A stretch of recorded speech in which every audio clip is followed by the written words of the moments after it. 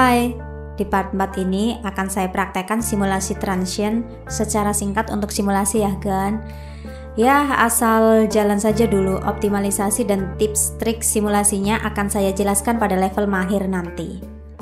Dan mungkin di lain kesempatan akan saya jelaskan cara kerja preamp dan optimalisasi desainnya ya Gan. Sepertinya menarik untuk dibahas. Oke, kita mulai aja.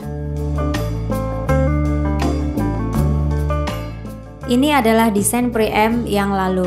Kita akan coba simulasi gelombang sinus dan cari tahu THD-nya ya Gan. Untuk melakukannya, kita perlu sinyal masukkan gelombang sinus dari V1.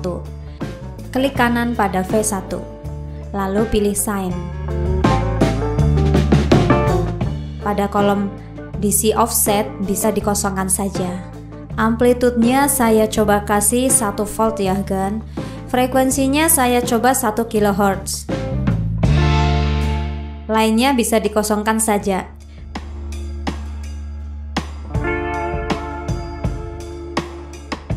Kemudian kita buka menu simulasi dan pilih Edit Simulation Command.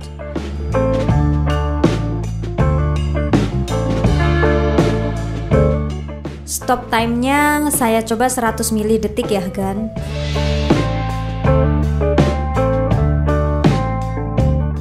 Save datanya saya isi 50 mili detik Gan. Jadi nanti yang tampil di grafik adalah 50 mili detik terakhir saja. Pada kolom maksimum time step ini sebenarnya ada nilai optimalnya ya Gan. Jadi itu dihitung dari durasi datanya dibagi jumlah poin sampel FFT-nya. Tapi itu untuk pembahasan nanti saja ya Gan pada level mahir. Sekarang saya coba isi 1 mikrodetik saja ya. Nah, 1 mikrodetik itu 1/1000 dari periodenya 1 kHz. Jadi, paling tidak dalam 1 milidetik akan ada 1000 titik simulasi. Sampai sini kita bisa coba jalankan simulasinya dan melihat grafik FFT-nya, tapi belum bisa tahu nilai THD-nya. Untuk bisa tahu nilai THD-nya, kita perlu memasukkan perintah Fourier Transform. Caranya, kita klik icon directive atau shortcutnya yaitu tombol S. Kita ketik .for untuk perintah Fourier Transform, kemudian spasi. Lalu kita tuliskan frekuensi sinyal masuknya yaitu 1K untuk 1 kHz. Spasi lagi, lalu ketik V dalam kurung out untuk node yang dituju. Seumpama yang ingin dihitung THD-nya hanya pada frekuensi utama, harmonik kedua, dan harmonik ketiga saja, Agan bisa tulis angka 3 di antara 1K dan Vout. Kalau misalnya yang ingin dihitung sampai harmonik ke-7, maka tulisnya angka 7. Kalau tidak ditulis jumlahnya, sepertinya dihitung sampai harmonik ke-10 sih Gan.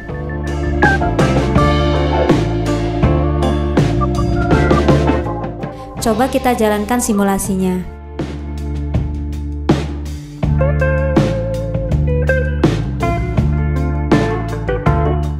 Untuk melihat plot pada output, kita klik pada node out.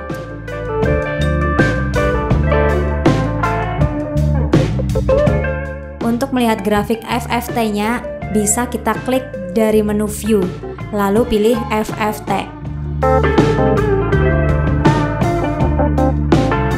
Kita pilih Vout, lalu klik OK.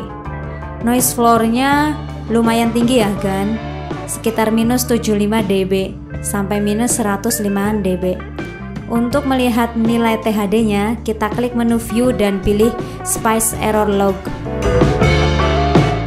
THD-nya lumayan tinggi ya Gan, 0,0386%. Ini karena data simulasinya telah dikompresi oleh LT Spice.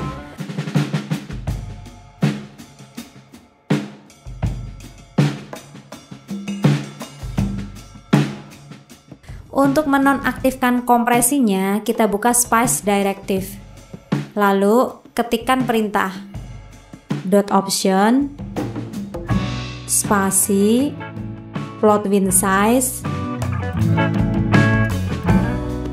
sama dengan 0.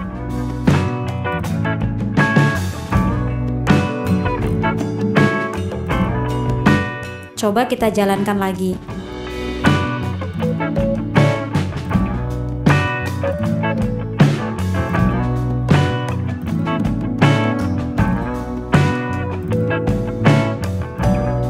Oke, THD-nya sudah jauh lebih bagus ya Gan, sampai-sampai nggak terukur.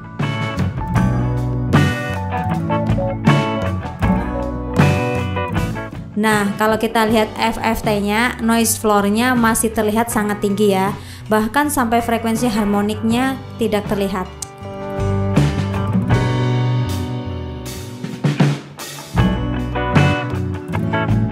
Noise floor tinggi ini dikarenakan time konstan dari kapasitor-kapasitor di jalur sinyal ya Gan. Supaya noise floor-nya bisa rendah ada 3 cara.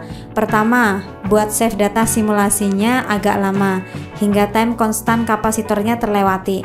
Misalnya setelah 2 atau 3 detik.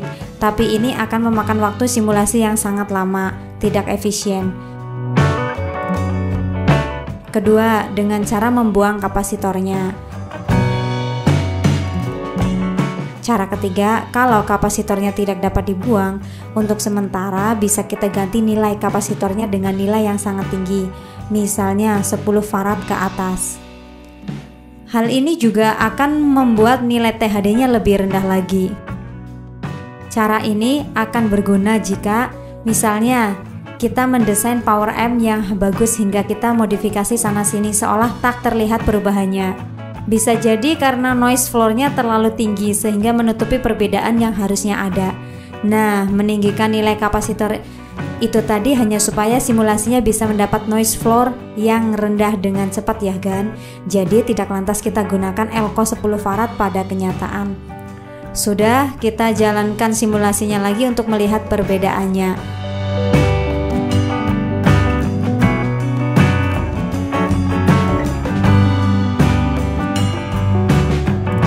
Hasilnya sudah sangat bagus ya Gan. Noise floor-nya turun jauh hingga minus 200-an dB. Dengan begini, distorsi harmoniknya bisa terlihat. Good. Yang dominan sepertinya hanya harmonik kedua saja ya Gan.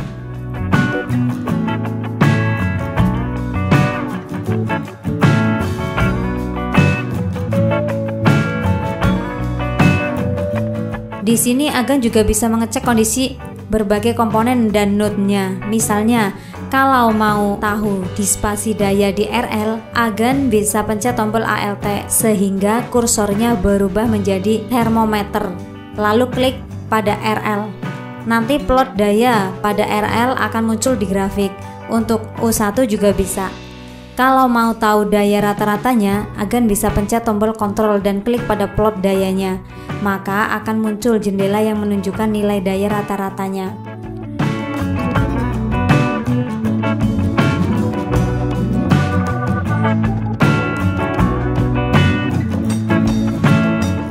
Kalau kita pencet kontrol dan klik pada plot tegangan, misalnya pada plot Vout, maka akan muncul juga tegangan RMS-nya.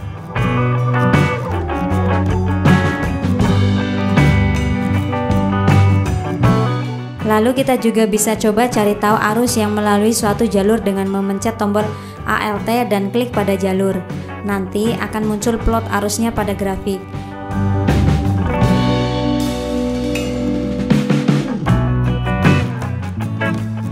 Misalnya saya ingin tahu arus supply-nya berapa. Pertama V1 kita jadikan non dulu ya, supaya U1-nya diam.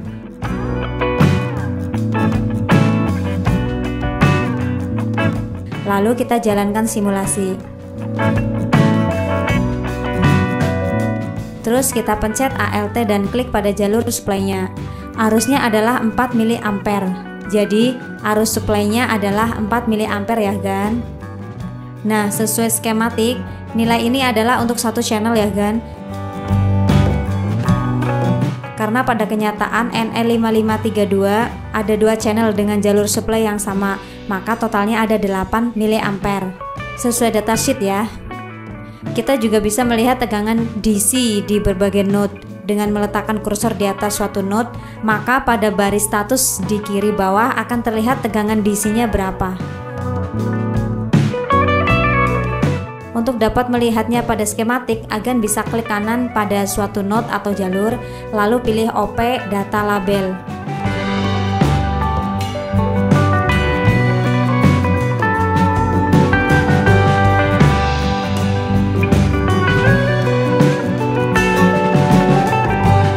Sayangnya desimalnya tidak bisa dikurangi ya Gan, jadi ada 6 digit di belakang koma, panjang banget.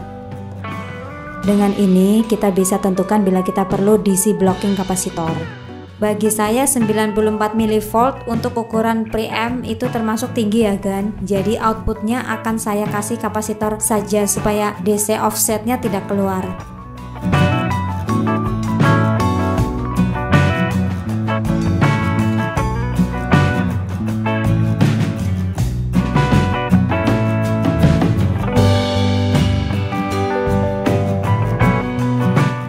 Femtovolt itu 15 digit di belakang koma ya Gan, jadi ini DC offset outputnya bisa kita anggap 0.